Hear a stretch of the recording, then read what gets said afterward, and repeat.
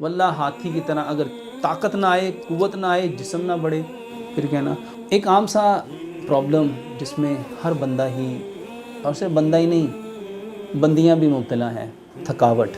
اور تھکاوٹ کی ایک بہت بڑی وجہ، جو 10% لینی تھی وہ 70% کھا رہے ہیں، جو 70% لینی تھی وہ 10% کھا رہے ہیں، اور آپ فخر کرنے لگ پڑے ہمارے گھر میں ہر سبزی میں مٹن پکتا ہے۔ السلام علیکم ورحمۃ اللہ وبرکاتہ۔ الحمدللہ رب العالمین، والصلاة والسلام علی سید الاشرف الانبیاء والمرسلین، اما بعد فاعوذ باللہ من الشیطان الرجیم، بسم اللہ الرحمن الرحیم، رب اشرح لی صدری ویسر لی امری واحلل عقدۃ من لسانی یفقہوا قولی۔ ایک عام سا پرابلم جس میں ہر بندہ ہی، اور صرف بندہ ہی نہیں، بندیاں بھی مبتلا ہیں، تھکاوٹ، جسم میں درد۔ آج ینگ وہ نوجوان بچے، وہ لڑکے، وہ لڑکیاں تھوڑا سا کام کرتے ہیں تھک جاتے ہیں۔ کسی کے سر میں درد ہے، کسی کے شولڈر میں درد ہے، کسی کے کمر میں درد ہے، کسی کی ٹانگوں میں درد ہے۔ چھوٹے چھوٹے بچے رو رہے ہوتے ہیں، ماں کو کہتے ہیں میری ٹانگیں دباؤ، میری ٹانگیں درد ہو رہی ہیں۔ تھکاوٹ یہ کہاں سے آ گئی؟ میرے محترم بھائی اور بہنوں، اس کو سمجھنا بہت آسان ہے۔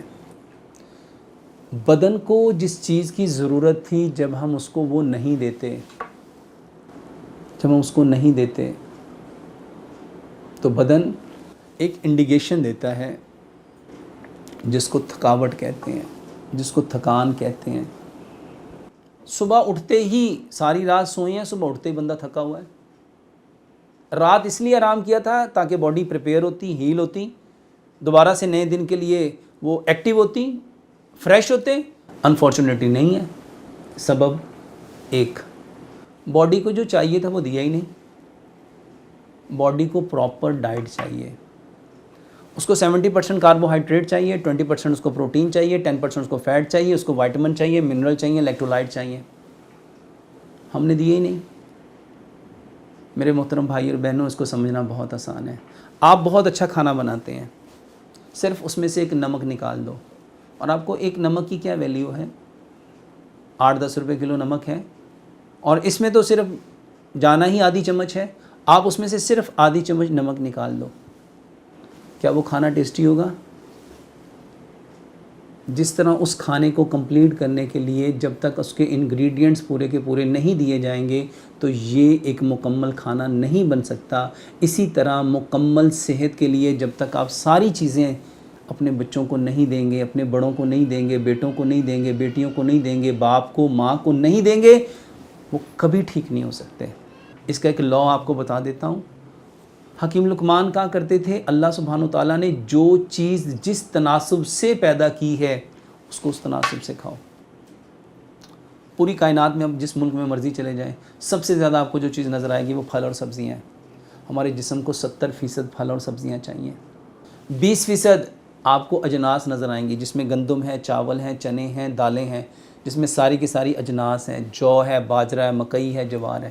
یہ 20% چاہیے، اور پیچھے 10% بچتا ہے اینیمل پروڈکٹ، دودھ، دہی، لسی، مکھن، گھی، مٹن، بیف، چکن، انڈے، دودھ سے بنی ڈیری کی پروڈکٹ، دودھ سے بنی بیکری کی آئٹم، دودھ سے بنی ساری سویٹس اور ساری سی فوڈز۔ یہ آپ کی باڈی کو 10% چاہیے۔ انفارچونیٹلی یہ آپ لوگ 90% کھاتے ہیں، اور تھکاوٹ کی ایک بہت بڑی وجہ، جو 10% لینی تھی وہ 70% کھا رہے ہیں، جو 70% لینی تھی وہ 10% کھا رہے ہیں، اور یہ سبب ہے۔ آپ سنتے نہیں، جوڑوں میں درد ہے، ڈاکٹر کہتا ہے یورک ایسڈ چیک کراؤ۔ جب یورک ایسڈ چیک ہوتا ہے نا، یورک ایسڈ بڑا ہوا ہے، تو ڈاکٹر سب سے پہلے کیا بند کرتا ہے؟ آپ کا ریڈ میٹ۔ کیوں بند کرتا ہے؟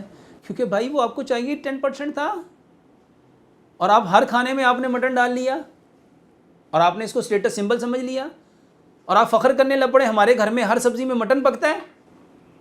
یہ ہے ایجوکیٹڈ اسٹوپڈ۔ اللہ سبحانہ و تعالیٰ نے جس چیز کو جس تناسب سے پیدا کیا ہے اس تناسب سے کھانا چاہیے۔ اور تھکے ہوئے ہم کیوں ہیں؟ ہماری ڈائٹ پراپر نہیں ہے۔ 70% پھل اور سبزیاں کھاؤ، 20% اجناس کھاؤ۔ الحمدللہ اجناس 20% ہم لے لیتے ہیں، کیونکہ کبھی روٹی کھاتے ہیں، کبھی چاول کھاتے ہیں، کبھی چنے کھاتے ہیں، کبھی دال کھاتے ہیں، کبھی ہم جو لے لیتے ہیں، کبھی جوار لے لیتے ہیں، کبھی مکئی لے لیتے ہیں، کبھی باجرہ لے لیتے ہیں۔ یہ ساری چیزیں ہم کھاتے رہتے ہیں، اور اس کے ساتھ ایک اور چیز، ہر کھانے میں مسالے ہیں، اور یہ 20% میں پورا ہو جاتا ہے۔ اب فرق کہاں ہے؟ جہاں 70% پھل اور سبزیاں ہیں اور 10% اینیمل پروڈکٹ ہیں۔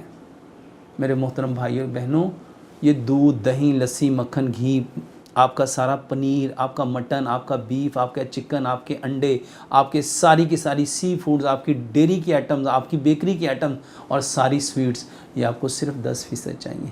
70% پھل اور سبزیاں چاہیے۔ اس کو ایک مثال سے سمجھیے۔ حیات الحیوان کتاب ہے، اس میں ایک بہت پیاری بات لکھی۔ ابن خلدون نے تاریخ ابن خلدون کے مقدمے میں اس بات کو لکھا۔ اس دنیا کا سب سے طاقتور جانور ہاتھی ہے، 5 ادوار سے۔ قد سب سے زیادہ، وزن سب سے زیادہ، گوشت سب سے زیادہ، اس کی ہڈیاں سب سے زیادہ مضبوط۔ یہ پوری زندگی کبھی گوشت نہیں کھاتا، پوری زندگی کبھی دودھ نہیں پیتا۔ بتاؤ اس کی ہڈیاں مضبوط کیوں ہو گئی؟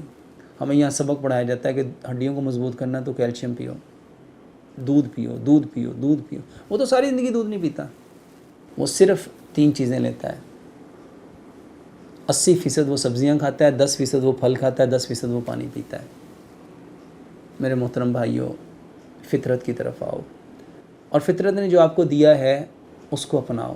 جتنے لوگوں میں تھکاوٹ ہے، صرف سلاد کھانا شروع کر دو۔ اور یہ جو میں اکثر چٹنی کہتا ہوں، ادرک، لہسن، پودینہ، ناردانہ، یہ بھی سبزی ہے۔